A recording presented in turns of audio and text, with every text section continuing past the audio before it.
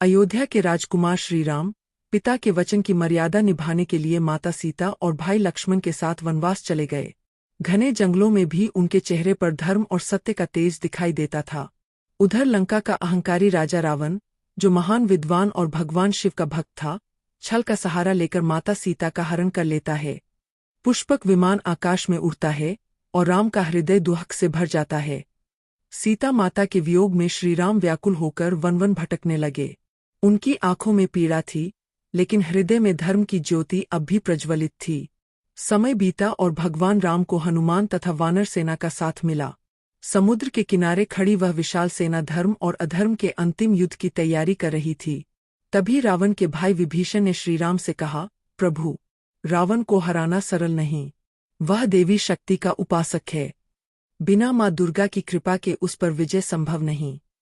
विभीषण की बात सुनकर भगवान राम ने शारदीय ऋतु में माँ दुर्गा की आराधना करने का निर्णय लिया।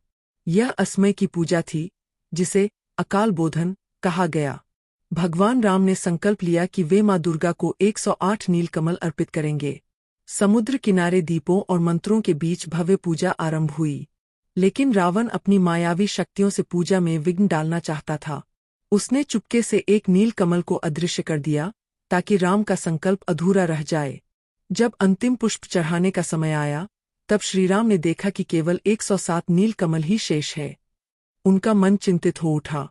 तभी उन्हें याद आया कि उनकी माता उन्हें कमलनयन कहकर पुकारती थीं।